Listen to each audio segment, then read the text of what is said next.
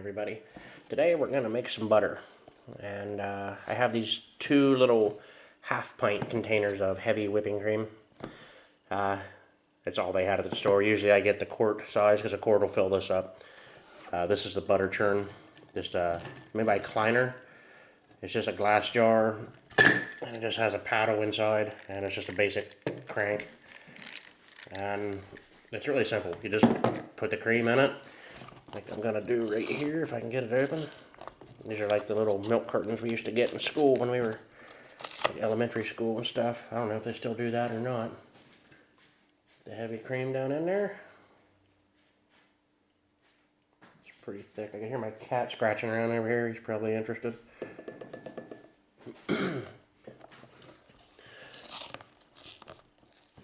Now, this is all you do to it. You can add like garlic and that stuff.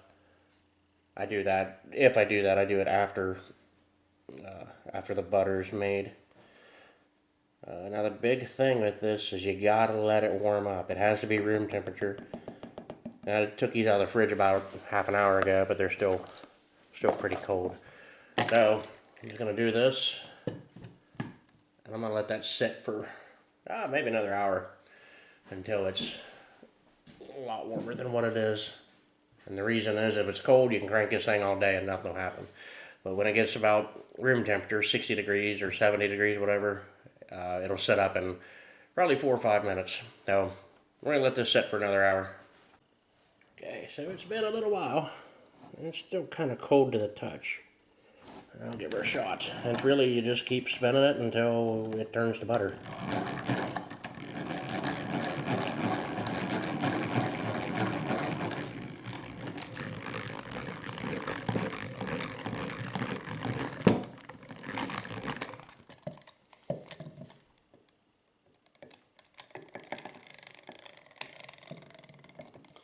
That's really all it does down there. You can see it's starting to get thick.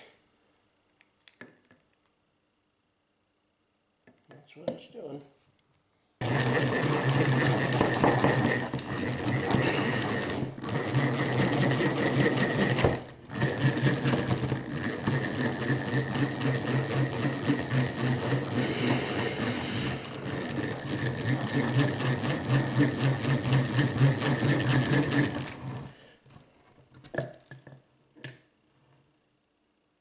Not yet.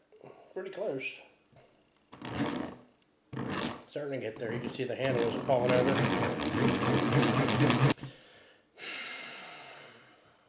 Might still be a little bit too cold, but it is starting to thicken. The handle isn't falling down. It's probably really close.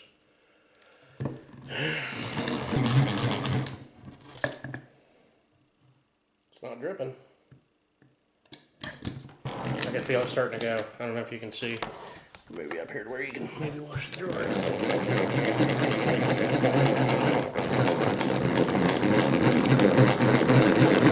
There it goes.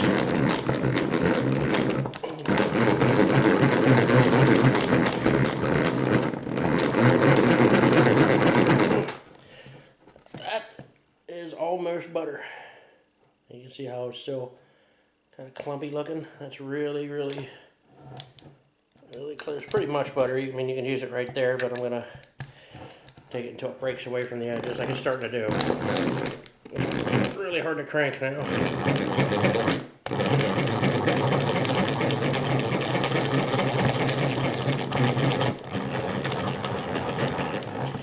I'd say we're pretty much there. Yeah, we got butter. Pretty cool.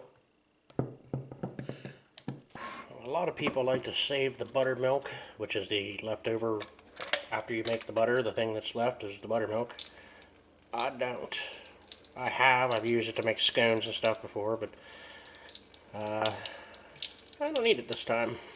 It's butter. I mean, it's not like a big scientific process after this. I do wash it.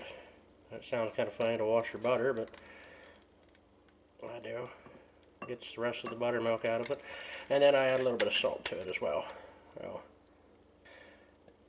This is where you could add cinnamon and whatever. I'm kind of squishing it down to get the rest of that out, rest of the buttermilk. And then I'll just put it in the bowl. And then I'll rinse it with some cold water. Cold water kind of helps it set up a little bit too. It's funny, you spend all that time wishing it was warmer so it would turn to butter quicker. And then of course, now you want it to be cold so it'll set up good. It's pretty thick this time though. You see how I squish it down and there's more buttermilk coming up. There's going to be a lot of little pockets in there. Just keep squishing it like that. You probably can't see what I'm doing very good here. I don't have my big tripod with me today, so oops. Put some cold water on it. And just kind of squish it. Oops, can't see what I'm doing. Squish it a little bit more, kind of rinses it. And I'll do that probably 2 or 3 times. I might add some, I'll probably just do salt this time. You can add cinnamon, you can add caramel, or caramel, I guess what people call it. And whip it, and put it in there. You can whip the butter itself too and make it foamy and spreadable and all that other good stuff. It really is just butter. Well, here it is. That's just butter. It's a nice big bowl of butter. So I was calling it Kleiner, but it's actually Kilner, K-I-L-N-E-R. And it says established 1842. I don't know if that shows up. Yeah, I think you can see it there. Super simple little device. It works just as you would imagine. It's a little gear and differential, and there's an agitator, and that's it. There's different variations of these online. These ones, about this size, I've looked up, and they're $30 to $40 depending on where you get them. And I don't know if there's different quality. They also have the same name, the same Kilner name, but whether they're a little bit thinner because maybe Kilner outsources to China, I don't know. But I saw that Walmart has them for about $30 and other online stores have them for $40. So there's obviously a reason.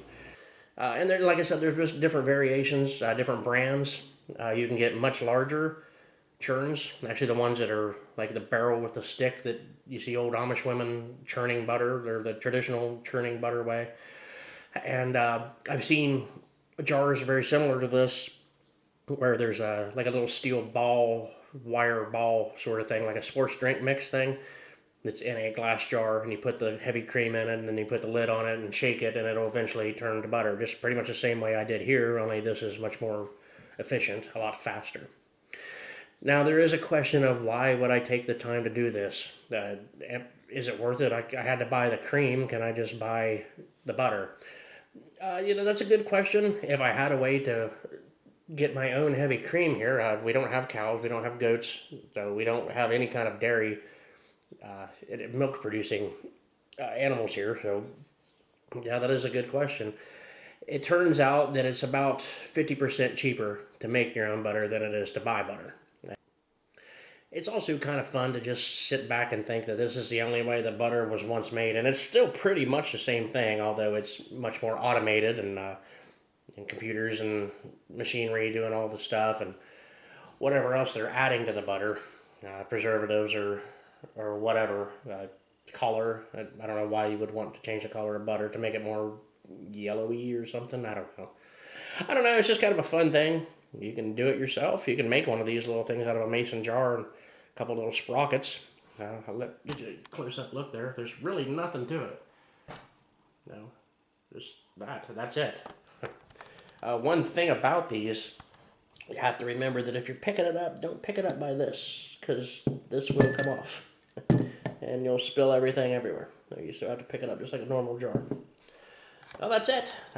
Just a nice little homesteady kind of thingamajigger. Now, I guess that's it. Thanks for watching, and as always, have a good one.